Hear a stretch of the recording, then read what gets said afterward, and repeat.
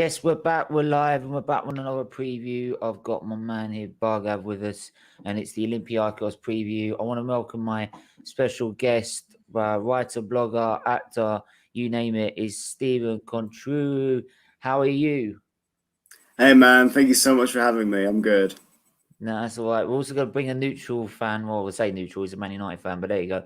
It's Talk Manu as well. He's the creator behind all these thumbnails and intros, and he's the criminal behind all of it. So how are you? Yeah, I'm good. Neutral.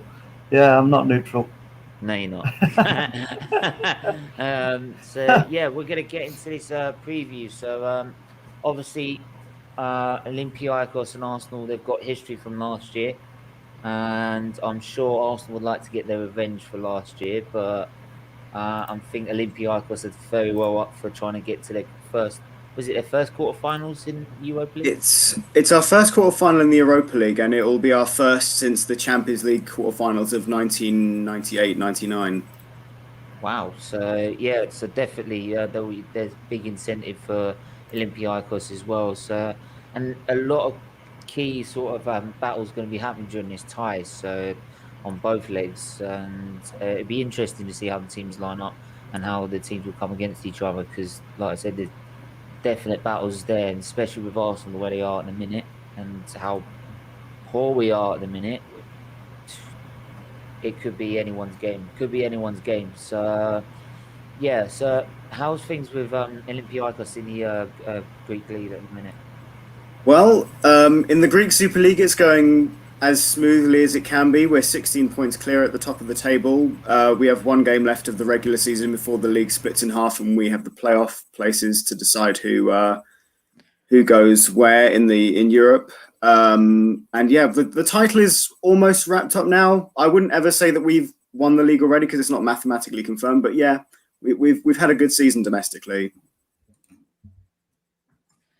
Yeah. So obviously we can tell with Arsenal, it's completely the opposite. Yeah, we've not the target. My target was 5th, and if we get Europa League trophy to get into the Champions League, then I'll be happy with that. But even then, I'll still say that's progress. But it's gone completely downhill.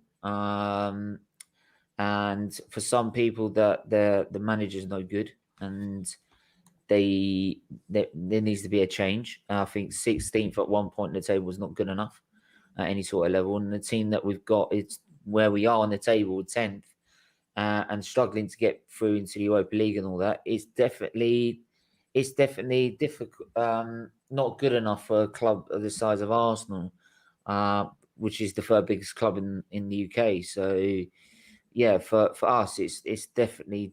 And when you see rivals like we talk Man U and Man United being second in the league and way above us and improving their squad, you sit there and think, well, why should we accept this and carry on? But it's definitely, yeah, it's definitely not. Sorry, I love to. It's not right for a club like Arsenal. Let's put it that way. But yeah, Bargav, what's your take on this? Then? Yeah, I think the best way to analyze this game for tomorrow is Stephen, can you pull up the players for Olympiacos? Because it'll introduce the viewers to what to look out for tomorrow. Sure. Shall I put the link in the chat? Yeah. I sent it to Stephen in Twitter, but I'll put it in the private chat real quick. Yeah, put it in the private. Yeah, I'm just gonna quickly just put that in there. There you go. Right. Okay. So the big thing with from an Arsenal side that's hard about this is because we don't know much about the players. Yeah. And the styles. First of all, can you describe what the Greek league is actually like in terms of football? What do people expect week in, week out as a league? As a league, to begin with, really, I mean, it's not like any of the top 5 leagues where you have a defined sort of tactic in terms of for example, Serie A is very defensive. passing out the back, defensive-minded. Germany's very dynamic, sort of all-out football. In the Greek league, I think it's different expectations for different teams, really. I mean, I know for Olympiacos, we just want to see the best football being played. We want to see attacking football. We want to see us win every game. Like, there's a very high expectation for us as a club, and then it's fairly similar with the teams around the same level, like Panathinaikos, PAOK, AEK, even Aris to a certain extent, who are having a really, really good season, who are second in the Greek Super League currently. You know, the expectation for them is to play good football, play nice attacking football, bring it through the Greek youngsters, which is something that is starting to happen now, but probably should have happened more in recent times with the talent that we've had. And then when you travel down the lower part of the league with the best of the rest, like Astras, and who are actually having a good season as well themselves, and lower than that, it's all sort of counter-attacking because they struggle to contain a lot of the bigger teams with them, because there's a vast gap in between some of the big teams and some of the teams below who are trying to stay up. So you tend to see them playing a bit more defensively, trying to sit back and maybe either taking the draw, maybe just counter-attacking if they can. So it's a nice mix in Greece. To keep with that, so it sounds like it's more based on instinct more than like set systems, like drilled systems in a lot of ways. What are the derbies like, and what's Champions League qualification like for you guys in Europa League qualification? So the derbies, to begin with, are some of the most passionate, heated, and sometimes some of the most dangerous rivalries you can expect to find in European football. When there are fans, it can be quite a spectacle, but it can also be quite, as I said before, very dangerous. I mean, away fans, for the most part, in derbies have been completely banned. They're not allowed because there have been previously been riots. There's been incidents with police.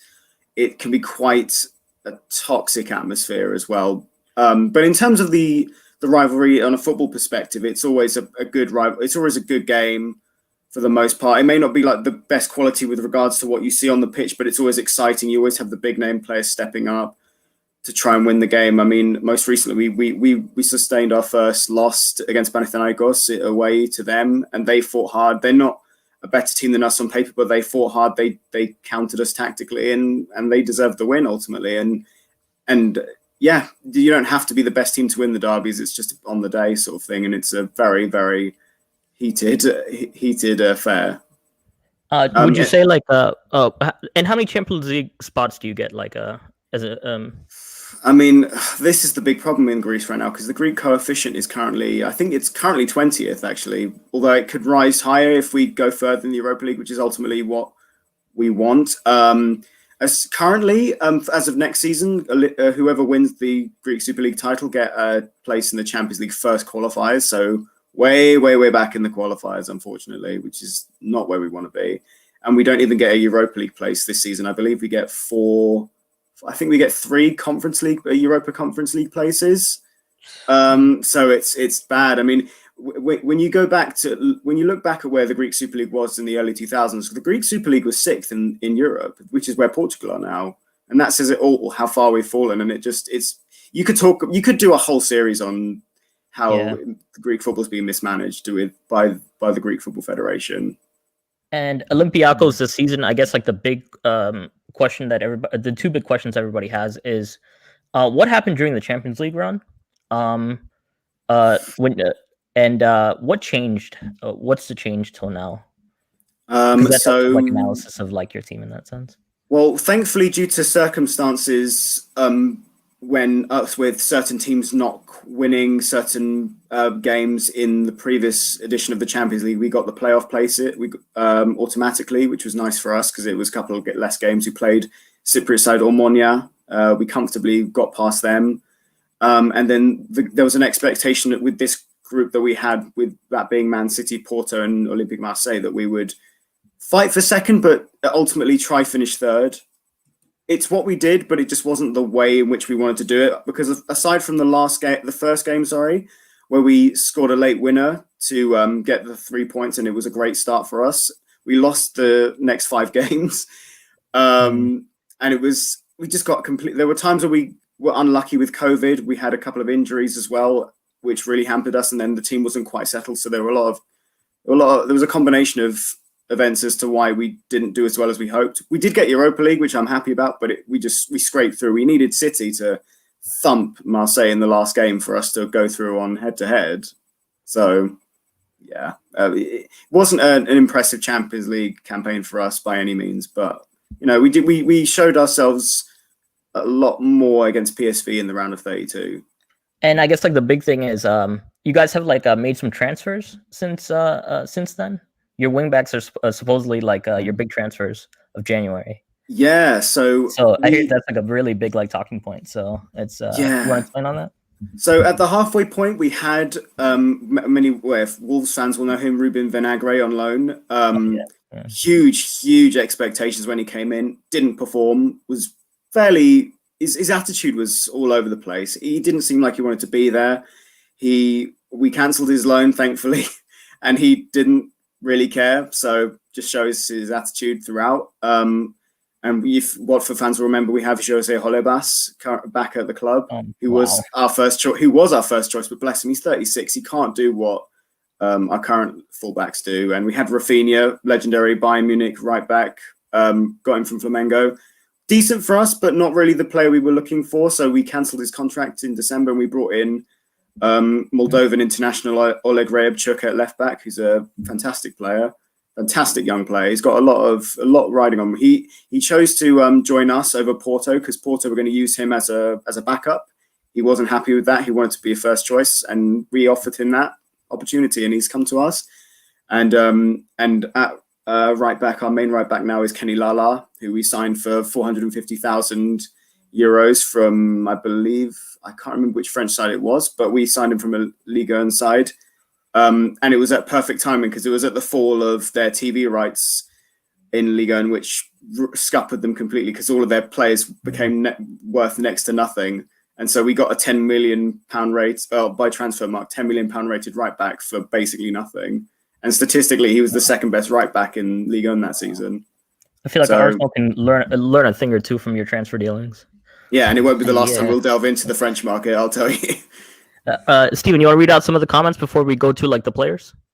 Yeah. We'll go through the comments. Obviously, first one, Miss Mel, as usual, big mention to her. She's always in the support.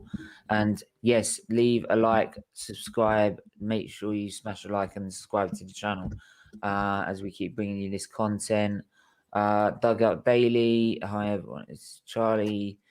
Charlie Miller, nice to see you back in the chat. Same with Charlie D. How are you? Charlie, how are you? There we go. Strasbourg, that was it. Strasbourg, he's a baller. Christian, how are you? LOR is back in against us. Knowing you probably come on and say that it's all about Sokratis. He'll be giving no stick about Sokratis at all, and that's one of probably the main talking points as well. Is that Sokratis was basically paid by Arsenal to get out of the club, to get out of the club because obviously we didn't need him. It was the classes were not using him, so we needed to get rid of him and relieve money from the books. And he's now joined Olympiacos, and luck has it that we've had to draw them in the round of 16 in the Europa League. And I've got this real feeling that Sokratis is going to end up scoring a goal. I seriously do. Whether it's a header, over a kick, I don't know how. It's just written in the stars. That is going to repeat of last year, and this time it's going to be Sokratis putting us out. So, I'd love to know what you think about that, Stephen. Yeah, we were so happy to get Sokratis in the first place because he's he's obviously lauded in his own country, a Greek international. He's a great leader. He was great at Dortmund, and when he first came to you guys, he seemed like he was fairly consistent. And it's a shame how it ended at Arsenal. It would have been nice for him to stay there for a bit longer, but we got him on a fantastic deal. And AK Athens fans gave him a bit of stick because he was their player born and bred when he first started playing football. And ultimately we gave him a better deal. And he's not quite there yet, but he's picking up form, and I'm really happy with how he's doing. And you know, there was an article that was posted by Football.London with an interview with him, and he said he didn't really have any expectations to sort of prove himself to Mikel Arteta, having now drawn Arsenal in the Europa League. But I like to hope that he actually does want to prove himself. And as for scoring, I mean, he's not the tallest centre back, but you know, who knows? Who knows? From a corner, perhaps he might score. Hey, trust me, Raheem Sterling's not the tallest striker. We managed to get him to score a headed goal. I remember I saw you conceded to Theo Walker, and I thought, oh, of course, it had to be Theo. It had to be Theo Walker. One of the things our viewers want to know is how do you pronounce his last name? Sokratis? Sokratis Papastathopoulos. Yeah, they're gonna love that. There's a reason why you don't put his surname on the back of his shirt. Like as we go through the players, they're gonna love the pronunciations. I'm just gonna. I already have a feeling about that. Steven, can you guys hear me? Yeah, we can hear you, Relentless. Do you have any questions so far? Yeah, I got a question for Steven. Who would you say is the best Greek centre back? Is it Manolas or Sokratis? Who would you say is a better centre back? Right now, for me, it has to be Kostas Manolas. I love that player. He was good for us as well before he left to Roma. He was good at Roma, man. I mean, he was good at Napoli. I wanted him. Yeah, he's a great player. I feel like there's an expectation with Manolas. He never quite. I think he fulfilled expectations, but he never exceeded them. And I think there was a chance for him to sort of go further. I remember he was linked to Barcelona, and I thought, wow, if Manolas went to Barca, that would take him to the next level. And I think he's had a good career for sure. I just don't think he's done quite as much as everyone thought he did. But he's still a great player. And people did he come from your academy, or whose academy did he come from? He was an AEK player as well, actually. He was an AEK Athens player. And when AEK got relegated, we signed him, and they produced him, but I'd like to think we perfected him because he was absolutely fantastic for us. He's a good centre back, man. Yeah. I guess shall we delve into the players? Yeah, let's delve into it. Let's go for it. Right. I mean, as Arsenal fans, we all know our players by now, so we're gonna look at their team. Oh, we know them already. Don't you worry about that. Okay, so the first one is which should we start with the attackers or the defense? What do you guys think? Go from defense up. Okay, defense up. Wait, did they have Amida? Is it Ba? It's Sokratis and Ba, right? Will they be able to contain Aubameyang, in your opinion? Hang on. I hope so. Can Aubameyang? Do you think that's like a big matchup in this game? Bagav, let me just answer this question first quickly. All right, yeah. How feels about the development of Greek players, and if he thinks they will ever find success of the early 2000s again? So, yeah, what do you say about that question, Stephen? I hope so. We have a lot of good talent coming out at the moment. You know, we have one of your players, Dinos Mavropanos, who's currently on loan at Stuttgart, who's a great player, great centre-back. He's one of the hopes for the future. We have Christos Solis, who's at PAOK, and he's been touted by the likes of, he's supposedly being touted by Manchester United. And so, yeah, I hope so. The problem with Greek football at the moment is we've had a lot of talented players over the last 10 years. It's just getting them from the youth to getting them into the first team and becoming senior players has been a bit of an issue. That development stage, that in-between stage hasn't quite been there. So what's happened is that you see players like Yagomakis, who's top scorer in Eredivisie, Tsimikas, who developed himself in Eredivisie, and like Pavlidis, who's currently at Eredivisie, and even like Christos Donis and his brother Desos, who are all at the same club. They've all been going to the Eredivisie because that's where they can go from the youth to the senior level and develop properly, and then either come back to Greece, which they tend not to do, understandably, but they'll try go to a bigger European club or go to the next stage in their career from there. So, short answer, I hope so. I really hope so, because we have some talented players coming through. It's just getting the right manager and the right system in to develop them properly. Yeah, I think that's a great question, and it's sort of a really interesting look into how Greek football should be developed. But yeah, going back to Bagav, you were going to go back to I just want to make a point first. So for this game, this is my question to you as Arsenal fans. Do you think it'd be a good idea if Mikel went into a more simple setup for this game in order to give the players simpler jobs to do? Because I think with if he's going to go for the 4-2-3-1, we know that requires some serious team effort and play. But if you go for more of a simple option, maybe the basic 4-4-2, maybe with the diamond, then would that not be a bit easier for him to maybe try and get the team to do a job? It is, but this is the issue we've been talking about all year. Yeah, He's not going to change. I mean, he's pretty I think stubborn. Arteta should get in the bin. I think that's what he should do. Rubbish manager, bro. To be honest, look, Arteta's not going to change. He's not going to change it. The only thing he'll change is the lineup. So, the only thing he'll change is his Prada jacket, bro. His little Gucci jacket. That's the only thing he changes, bro. Yeah, he'll change anything else. He won't change how we play entirely. So there might be little sort of adaptations here and there in terms of the lineup, but in terms of overall play, we won't be changing a lot. So what you see with Arsenal at the minute is what you get. So that's why I've got this real bad feeling about it. I mean, we've been saying it all year. If he played 3-5-2 or like 4-4-2, it would take 3-4-3. would be more of an advantage to our players because and we can use more of their skill sets. But we're not the coach in that sense. But so these are his decisions, and so we're gonna analyze it from that side of things. If that makes sense. But we've spoken about this before on the channel, is that Arteta's not going to change. He could have quite easily changed it back to a 3-4-3 that he won the FA Cup with. Yeah, but he's not going to. So that's an end of it. So we have to I think he's gonna go with a pivot of Granit Xhaka and Partey. Typical same nonsense. Xhaka's probably gonna drop a stinker. They're probably gonna press Xhaka. So he's probably not going to be able to do anything.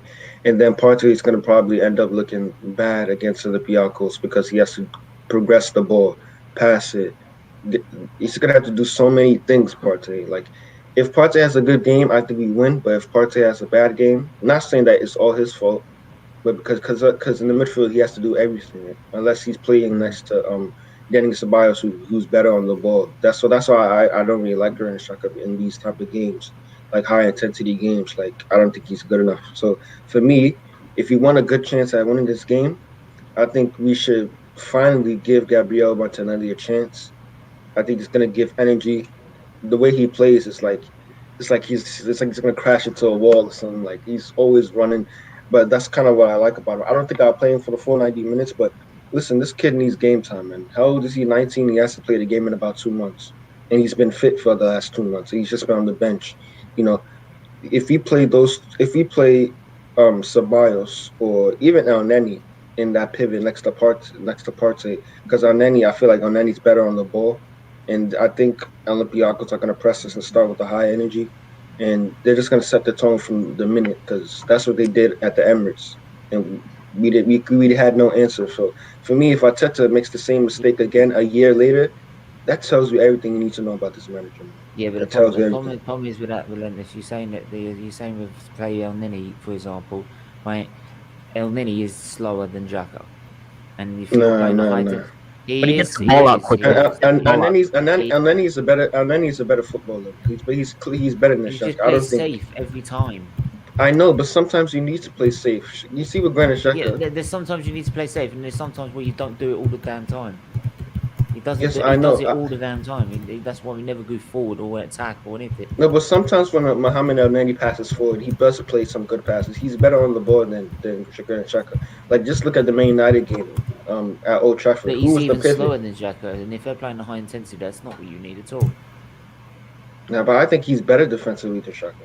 I think Granit Xhaka is I think he's a B-Tech Pirlo. He's a B-Tech Pirlo. Just like Pirlo without any technical ability. I think that's who he is. Defensively, he's like Marcus Alonso, but just brain dead, if that makes sense. Like, he tries to play like Marcus Alonso, but he's just not good enough. For me, we cannot play him in that double pivot, man. He can't. They're gonna set the tone from the minute, like the first whistle, And if he's slacking, which he probably will, it's going to be easy. Just going to walk around midfield and I said Mohamed Salah, flipping, what's his name? Partey is just going to be looking terrible because he has to do everything by himself. And that's what I'm saying. I'd rather play Ceballos or Mohamed Elneny. Yes. So quick question though. We'll start with the defense. Sokratis and Ba. Can you describe what kind of players they are, and are they going to contain Aubameyang's getting behind threat? Well, you guys know Sokratis fairly well. He's a bit of a bulldog player. For us, he's been a bit more of a conservative one. Like he's not really been the one to push forward or play be more of a ball player. He's kind of just in there for the good tackle, and he's very good at tracking back. Ba is similar, but Ba's a lot younger. Ba's a lot faster. Ba's got the physicality. He's got the height. He's just all round a fantastic centre back, and he's very good at clearing up any attacking play, and he'll just pass it back casually to Jose Sa, who's an excellent goalkeeper by many standards. So I'm happy with the centre back pairing. But I've said to you guys before, I wish we had Ruben Semedo, because Ruben Semedo is our ball player. Like he's the one that is just such a talent. But it's a shame, it is what it is. We don't have him, so. Yeah, but Sokratis is a very good defender, even though he's not that good on the ball. Like playing out from the back, like do you guys remember that goal we conceded against Watford? We just passed the guy clean through on goal. Listen, like in terms of a defender 1-on-1, I think he's really good, and I think he might not be quick over the length of the pitch, but I think his acceleration isn't that bad. Correct me if I'm wrong, but I think his acceleration isn't that bad. And I feel like that first couple of yards, he could keep up with like a lot of attackers. So I think the fact that he knows Aubameyang, he knows Bukayo Saka, he knows Lacazette, Pepe, they might be more defensively organized, if you get what I'm trying to say, because he's played with these players. By the way, everyone hit the like button, hit the share button. Let's hit the like button, people. Let's hit the share button as well. Get it shared on Instagram, all your socials. Let's get people involved at the same time. We're gonna go for. Let's have a look. Lala's definitely one of the talents out of this side. So he's going to be coming up against the likes of probably Pepe, maybe Tierney. Tierney definitely. How do you think, Stephen, he'll shape up to someone like Kieran Tierney? Because Kieran Tierney's been one of the shining lights out of the Arsenal side. Yeah, I mean, Tierney's probably been one of the old players of the season, I'd argue, certainly. I mean, he seems like a really good young talent, and, hopefully he develops even further into the left back you'll want him to be. And I think Lala is, again, he's kind of similar to Sokratis. He's playing well and he's getting there. He's starting to hit form. He's starting to look a bit more solid. He's just a bit of a powerhouse, really. He can just run up and down the pitch all day, and that's how we play. It's our overlapping fullbacks with the wingers we have, and his touch is fantastic. I remember I think he brought the ball down against PSV, and it was just, I couldn't believe it. It was just so aesthetically nice to watch, and he's got a good cross on him as well. I think the one thing I would say is maybe slightly I think defensively he's fine. I just think currently I've seen a lot more of him attacking wise than defensively. But maybe that's because it's the league where we just attack for 90 minutes of the game. So I mean, I feel like him and Willian will probably play the same. Honestly, Willian's on that side if he plays. He'll have to be careful. He'll have to be careful if Willian's on it. Willian's in form right now. Yeah. Willian's in form. Bro, Willian's the most boring Brazilian to watch. How are you Brazilian and you're just boring to watch? I don't get it, man. Brazilian's not ripping winger, anybody. Man. He's a defensive winger, so what can you do? Less of that. I'm telling you, Favela. It's actually good if Willian plays tomorrow because of Bruma. When you think about it. Nah, bro. Who's your better winger, in your opinion, Valbuena or Bruma? Valbuena's more consistent. Yeah, he's for us. He's been I said earlier before we started streaming. He can play at the number 10. He has played that a lot. He played that a lot of last season. But he can play on the wing. But I think that what Valbuena offers is much more, because he's not only still got the pace. He's not only still got the skill. He's he's just such an important leader, and he's so vital to winning those set pieces and taking those set pieces as well. Whereas Bruma's excellent. Like, but you can tell Bruma's got bags of talent. It's just that he goes missing sometimes in games. Like, he's a hot cold player. I remember in the first leg against PSV, excellent for the first 45 minutes. Then forgot he was even on the pitch in the second half, and so he eventually got taken off. So that's what you kind of get with Bruma. And ironically, Bruma is a former player. Well, he's a player on loan from PSV to us. So it was weird that he played against his former club last time round in the round of 32, and now Sokratis is playing against his former club in the round of 16. So, yeah. All right. So then the next one is we've been linked with this guy for like years, right? Jan Mavia, right? For years. The thing about him is people say he's really good. He's really good. On his day, he can turn up and he can just light up the scene. Hey, bro, tomorrow he's going to turn into a prime Makelele, bro. He's going to turn into a prime Makelele, a prime Vieira, a prime flipping Partey, you name it, bro. He's going to he put out a 10 out of 10 performance, man. So how do you rate the guy? And what do you see him doing tomorrow? I've said it before. He in other streams, he's one of our players of the season. He's just phenomenal. The work he puts into winning those balls back in but his ball recovery is fantastic, and then his ability to switch into a back three with the other two centre backs if we need to in terms of the defence. And he's even got a great shot on him whenever a ball comes out of the box, and he's just there at the right place, the right time to power it home, and he's just fantastic. You know, I couldn't say a bad thing about him, to be honest. Jan Villa has been the player that we were missing when we lost our previous holding mid, Guilherme, who went to the Middle East, who was also excellent. But Jan Villa is just a proper ball player. Yeah, I mean, honestly, he's yeah. Sorry, just gonna quickly say. Me and the kids got back from a big rain. It's nice. Thanks for tuning in, everyone. As usual, hitting the like button, the share button. But should I ask Stephen? Yeah, how do you think Arsenal should approach this game? Do you think what sort of mentality should they be going into this game with? Should they be going in like with a let's just, not try and rush anything?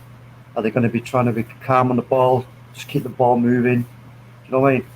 Or what do you think? How are they gonna approach it? Who? Me? Any of you? Anyone? I think Arsenal, the way we've been playing, I wouldn't mind if the first 10 minutes or 15 minutes were literally dead and they were just feeling their way into the game. Right? Then I would want to see them try and take charge of the ball, start dominating the play. Then get a goal before half time and play it like that, and not take too many risks, but take enough risks to try and win the game. But because if you go absolutely gung-ho, which we know in European football, if you do that, you could end up getting absolutely battered. So that's Steven's right, because like we could get smashed in this game if it's there, and we're not on it. Like we could get smashed. But I guess the next thing is is it Madi Camara and Andrea? Hang on a minute, I just wanted to say something. I actually kind of disagree. I actually think if I was Arteta, I don't know. I have a weird feeling. The way I wanted to play, I'll go with a 4-3-3. Just to counter, yeah, that's what I would do. But I'll go with a 4-3-3. Just play Partey at long DM. At this point, I don't really care. Just I feel like to match it, that's what I would do. Just you see this formation. You see the formation that's on the screen right now. I'll just play that. Just play it. Same thing. Do something brave. Go out and say, but yes, they did us last year. They beat us last year. But you know what? Well, Arsenal, just go there. I mean, if you remember the Man City game, if it doesn't work in the first half, you can just go back to the 4-2-3-1 basically. So I just want him to be like brave, just for once, just for once. And if it doesn't work, then okay, at least you can say, oh yeah, at least we tried it, and then we can just go back to the pivot. But for me, he should just play Partey at long DM and try to dominate possession and just try to play them off apart, because we can't do it. This is probably not the game for him to do that in, though, is it? Because it's a major. It's not. I get that, but I just want to go there and be play like a proper football club. I think if he was gonna do anything like that. I mean, I was just trying to get an idea of what you think of, because I mean, obviously, I don't take as much time to study Arsenal as I do in my own club, so I understand exactly what's going on with Arteta and what people's gripes are, but without actually, spending a lot of time looking at it and researching it and doing loads of other watching of games, etc., then you can't really gauge.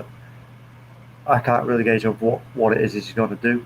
But obviously, as you as fans, you're probably going to get it more correct than I will in terms of predicting that. Firstly, the lineup, then secondly the formation. But it's that missing point. This is the point I was trying to make as well. It's that missing ingredient, isn't it? We were talking about it before about the team ethic.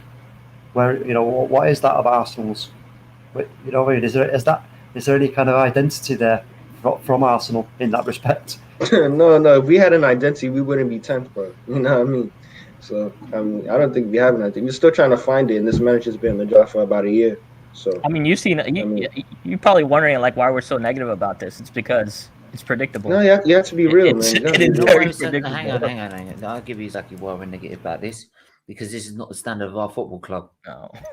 I'm sorry. It's not the standard of our football club. I don't care what anyone says to me. This manager does not meet the standards of Arsenal Football Club. We're a club that's supposed to be winning titles or at least challenging for the title at the top of the Premier League, not sitting around in 16th or 10th. Right? That team on paper, not even considering going to a conference league. Right, this team used to regularly qualify for the Champions League year in, year out. Yeah, we might never have won it, but we got to a Champions League final. Right, this club has done more for English football than most clubs in English football altogether. So this shouldn't be acceptable. But unfortunately, we got some fans that will happily accept this, even to the point we get relegated. Yeah, so I don't want to turn this into an Arsenal propaganda. No, propaganda stream. But there's reasons people are upset. I think that's what we're trying to say. Is like there are reasons people are upset, and this is like a perfect illustration of it. So going back to your going back to this, Camara versus is it, how do you pronounce it? Andres Bocalakis, yeah. Andres Iniesta, bro. Andres Iniesta, bro. He might as well be now. I'm joking. He's nowhere near. But yeah, I mean, Camara was linked. I think Camara was linked with you guys very briefly, maybe a season or two back, along with Bar. Yeah, Camara is Guinean, and I think Bar's from another African country that I can't remember currently. But probably Senegal. Yeah, probably. Yeah, I think Camara is like he's a very, very hardworking sort of box-to-box midfielder. Weirdly, when at times he's even played not in terms of naturally in terms of the formation, but there have been times where he's been in the position of a number 10 during a game, and he'll just go into a number 10 maybe when we're on the counter-attack and slip back into the centre midfield role when we don't have the ball. But most of the time, you'll see him as a number. He is basically a number 8. He's not really a 10. He can't really play it as a number 10. But yeah, he's dynamic. He's a very dynamic player, and he's very hardworking. And he's a very talented player. And then Andres Bocalakis he's really kind of made this season his own. He's really finally started to find his rhythm as a player. I feel because there were managers that just didn't know what to do with him. Really, like he was a good squad player, but nobody knew if he was a 6, if he was an 8, or if he was a 10, which he played very early on in his career as. Then he went to Forest very briefly, and he came back to us. And he's this season under Pedro Martins, he's really become like sort of a hybrid number 6, number 8. So he can do the defensive work fairly well, but he's also got a good shot on him. He scored a couple of nice goals this season. He scored a great header off of a set piece, which is the first goal against PSV. So he's become a bit of a leader as well. He's our club captain currently, and I'm really happy with how he's done this season so far. Who would you say is like the passer, like a Pogba or a De Bruyne? Who would you say is that out of the two? Like who's the playmaker? You know what? If I was to do give a comparison of a player who's close enough, he's not in the lineup, but it's Kostas Fortounis. Kostas Fortounis is our like talisman number 10, like our youth player. He's like the face of the club pretty much. The reason why he's not in the lineup is because in Europe we don't tend to play 4-2-3-1, where he would pretty much be starting. So what we've been doing in Europe, where he's worked the best, is we've been bringing him on maybe not really at halftime, maybe with like at the 50th minute, 60th minute with half an hour to go, and then he'll run at you, he'll pass the ball. He has a great shot on him as well. So I'd say the closest comparison to them, I'd say, is Kostas Fortounis. I can't say anything bad about him. He's just a fantastic player. As long as this goes on, the more worried I am. Look, I mean, I'm bigging my team up because I see them every week. But at the end of the day, Arsenal Football Club are Arsenal, and we're not treating this like we're the favourites. If anything, it's just we're capable of going through, but whether we actually do it on the night and then the next night at the Emirates is another thing. So, see, the thing is, I look at your midfielders, and they're both better than Xhaka. He hasn't had a header or like a long shot. Like he has one. I think he has about one goal a season. Like, and then all he does is relying on passing basically, and his passing is not even okay. good at passing. His passing's okay. His passing is okay. How can you be a good passer? Okay, not like great. Bargav, there's levels. Bargav, did you see the pass he laid to Woods? I mean, he does try to get Aubameyang back. I'll tell you what, that pass was a great assist. Granit Xhaka is the worst midfielder. He had one simple job, mate. So don't even say it's okay. Right, that's an insult. Right? Okay. I'm not as harsh. I'm trying to be as like. Oh yeah, Bargav. After you make your point, I just want to ask Stephen a quick question after when you're done. Yeah, and then I do see like like Odegaard. He's just not there yet. Personally, he's young. He's talented. He has potential, but for the 4-2-3-1 that we play, it's gonna take him time, and so that's why I think your midfield on this day is actually a lot better than our midfield. This is a good description. Yeah, brother. All right, now we're about to get into that actually. One last question before we get into that. I don't know, maybe Stephen, you already touched on this, but I was going for like the first 30 minutes. So how's your left back been, especially like after losing Sokratis to Liverpool? How's your left back been this season? Do you guys miss him or? Honestly, it's like Tsimikas was never there. Like Rebchuk he's not where Tsimikas was when he left for Liverpool, but he's getting there. He's doing everything Tsimikas was in terms of ball recoveries, then running up the pitch and switching up play with his compatriot at the left wing. And his crossing started to become a lot more consistent as well. So yeah, he fits the mold really nicely where Tsimikas left off. And he's just been touch and go since he came in January, and he's just been so good for us. Okay, like your wingers now. So Valbuena versus like Bellerin is probably the key matchup in this one. Yeah. How do you see that going? Bellerin's got to be on it, quite frankly, because Valbuena is a tricky little player, despite him being 36. He can still get past you fairly easily. He's still got a good cross on him. Oh god. He's good at. He's just a very very technically gifted footballer still, and it's clear that he hasn't lost that despite his age. And I think he'll give him a hard time. Yeah.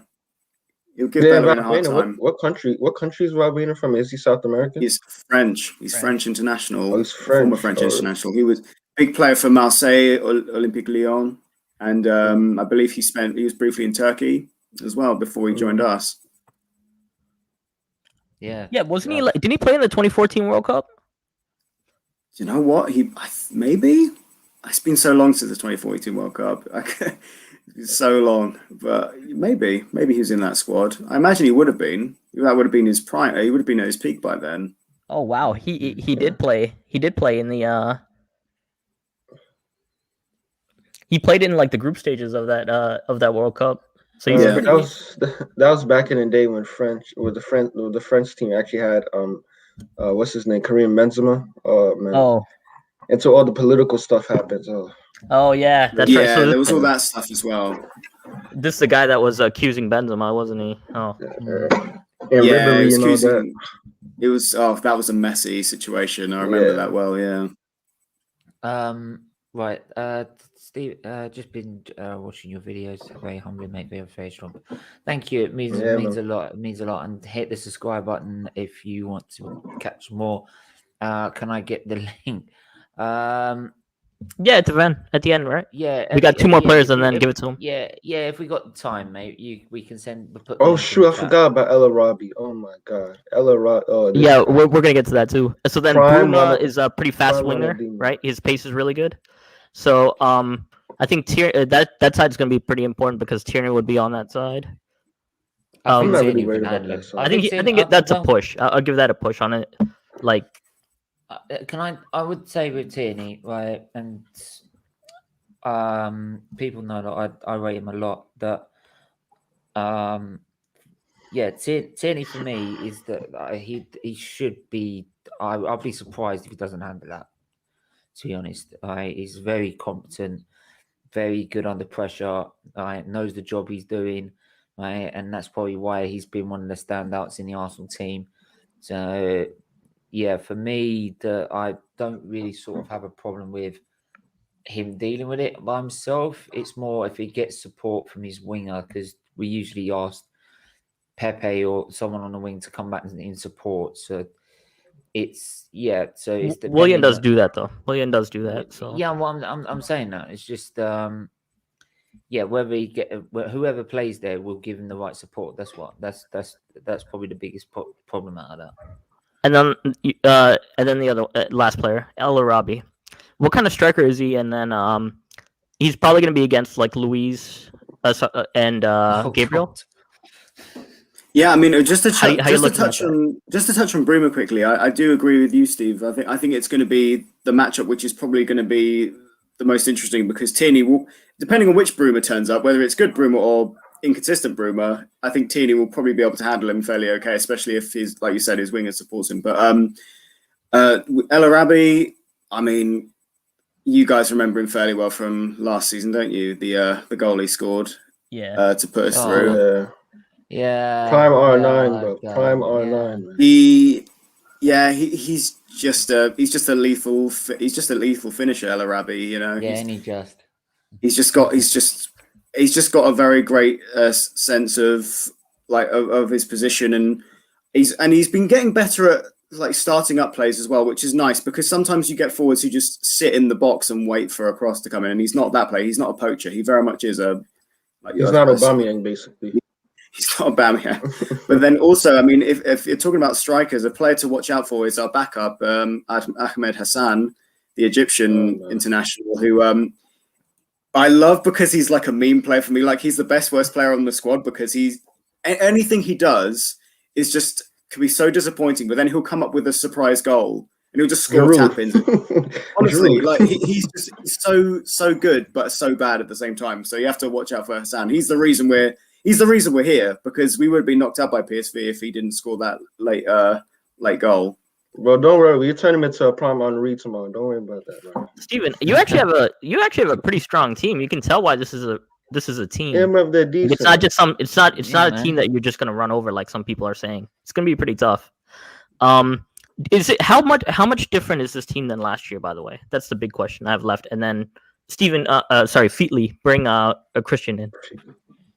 Well, the back line's almost completely different because last season we had Tsimikas at left back. We had Semedo would have been there. We also had Pape Boussissé, who's on loan at Saint Etienne, so won't have him scoring from the corners, unfortunately. But he's still a very good player. I wonder if he'll come back to us after his loan. Maybe not. We'll see.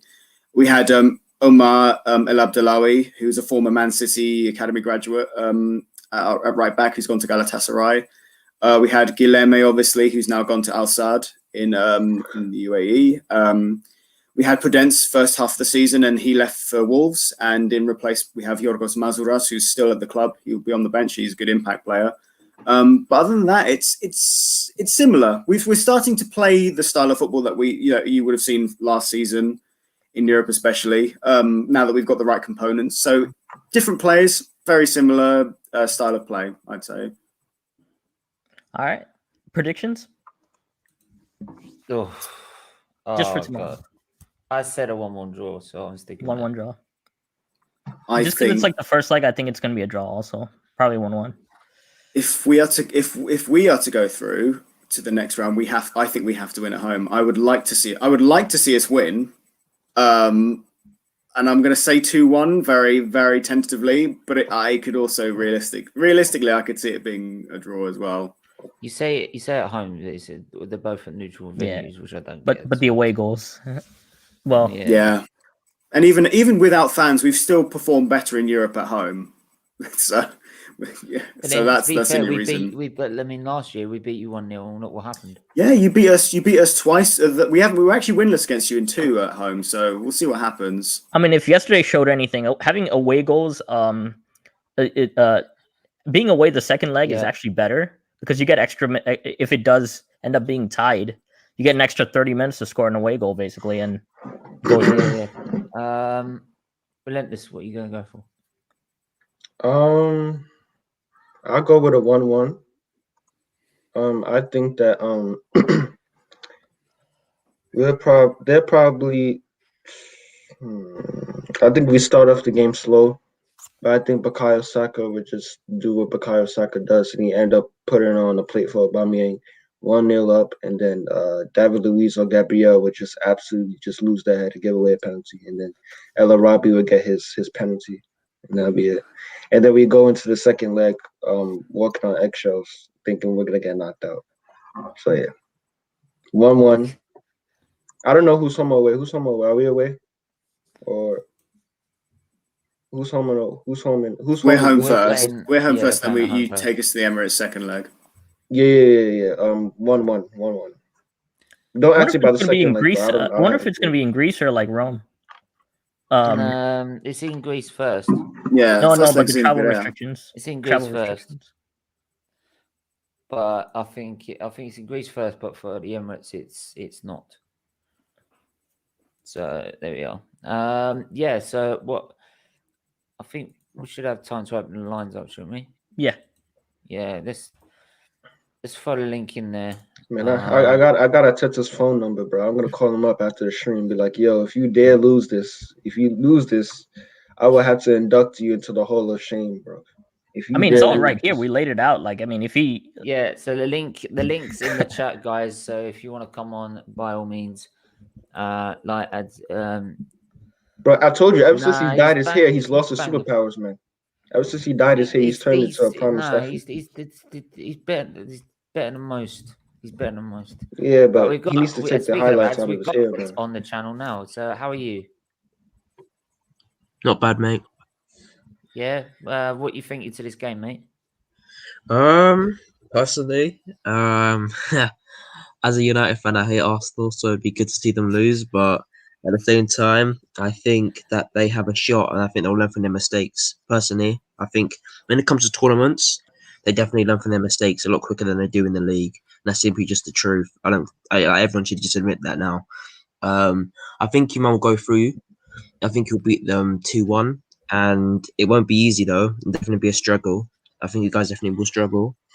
But yeah, man. Arsenal are just, haven't been in the best form recently. But at the same time, I don't see you guys taking your chances even if you do win. So I'm just going to say a 2-1.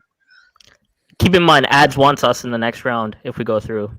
Yeah, we're going to absolutely destroy you. We are going to absolutely destroy Arsenal.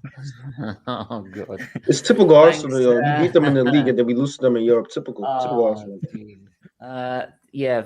Thanks, Ads, for coming on. And, we'll catch up in a bit, yeah? Take care, mate. All right, take care. Charlie, how are you? I'm good, mate. How are you? Go on, then. What do you think? My head says one thing. I'm hoping I'm wrong, but I think Arsenal will comfortably go through. No offense to Olympiacos, but I think Arsenal are just a better team on the day. You say that we ain't been playing like it. It depends on what Arteta does. If he wakes up and he feels like he actually wants to be a good manager and This is actually the come thing. up with a result. We might have better players, but they play better as a team. Yeah. That's the big thing. So you might as well having good. It's like the Chelsea, for instance. They've got great players in their side. They just don't play well as a team yet.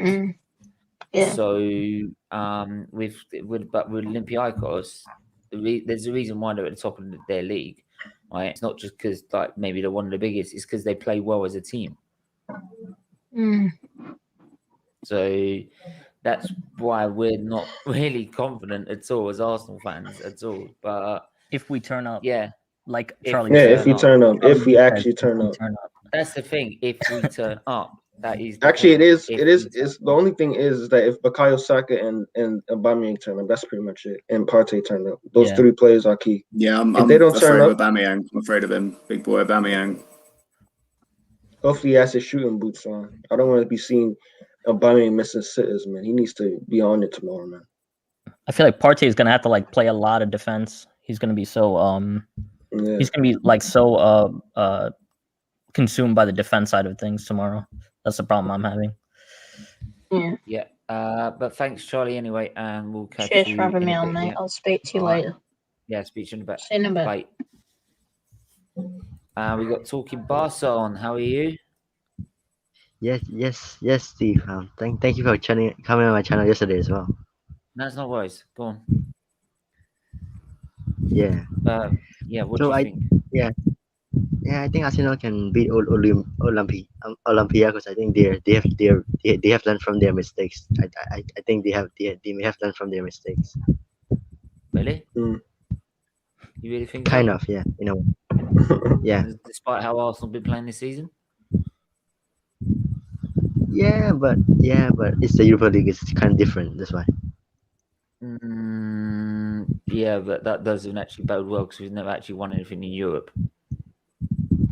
Yeah, true. Oh yeah, talking Barca. Do you have a YouTube channel? Yeah. Oh, you can put the link in the chat, man. I'll check it out, man. Yeah, put the link in the chat, and do you want to shout it out as well? Yeah, it's Talking Barca. And thanks to iTalk for making me the YouTube design. Yeah. He's great doing that. He's talking about one last question. How are you feeling about the game today? Do you think LSG Liverpool? I mean, do you think PSG will finish the job or? I prefer not to speak, but believe. I'm just gonna say believe. Believe. Believe. Just gonna say believe.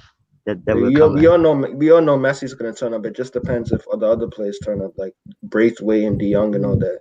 If they all turn up, I think they can possibly turn it around. Yeah, to be fair, our new president, like he was at the hotel today morning, like, and the fans were. And the fans were like, Neymar's not playing.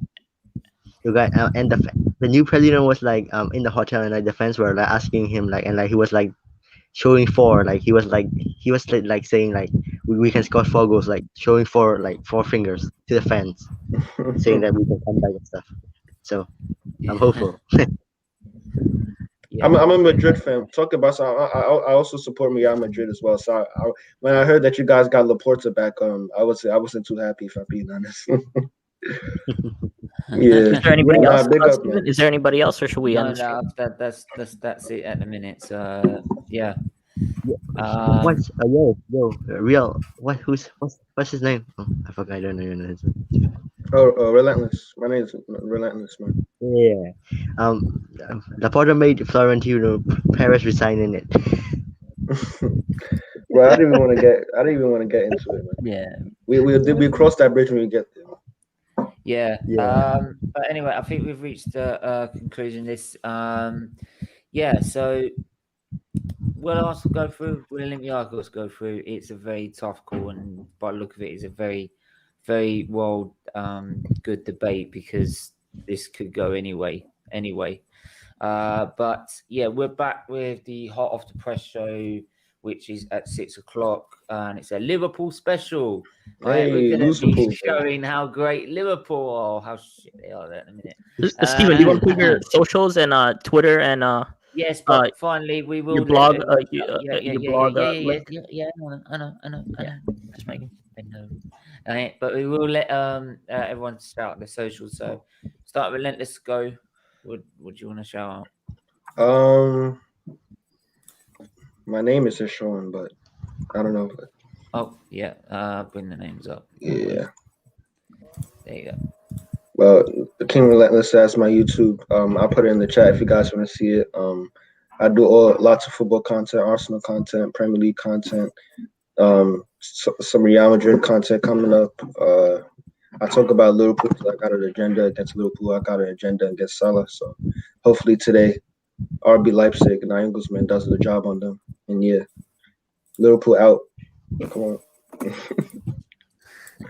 Yep.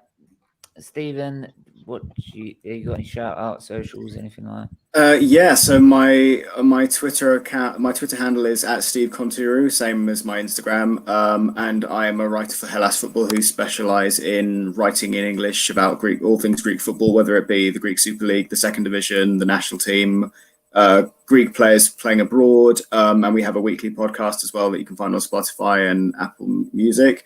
And I can send it into the chat as well. Both handles, like you can find Hellas Football on Twitter and Instagram, and we've got a website as well @Hellas Footy is the Twitter handle. And yeah, check out my blogs that I do on a weekly basis about Olympiacos normally, or anything Greek football that I can find to write about, pretty much. But yeah. Wicked. And as all the socials are in the video description as well. Talking Barca, do you want to shout out anything? Yeah, it's Talking Barca on YouTube, and yeah, I do a lot of Barcelona I'm just a new channel. I'm starting Barcelona content as well, and yeah, I'll put the link in the chat if you guys want to see. And fun fact though, like Barca haven't lost any away games this year in the Champions League. Real Madrid have 13 Champions Leagues, by the way. I just had to add that in real quick. I will just have to. I will just probably maybe might need probably to get a camera for the channel as well. But anyway, Bargav. My name is Bargav. You'll find me on YouTube. Oh, is that it? Fine. Okay. And as usual, it's SFeetly TV. You can find us at SFeetly on Twitter, Stephen Feetly on Instagram. DM me if you want to try and get on the show. We've got previews, review, watch-alongs of all the Arsenal content. F1 content will be back on Friday, people. 1 hour of testing will be live as a watch-along. So that'll be back on Friday. But yes, and yeah, it's all keeping all things Arsenal, football, and F1 whilst raising awareness for liver disease. But yes, until then, guys, we will be back with the Hot Off the Pressure at 6 p.m. Until then, take very good care of yourselves, and we'll see you again soon. Bye.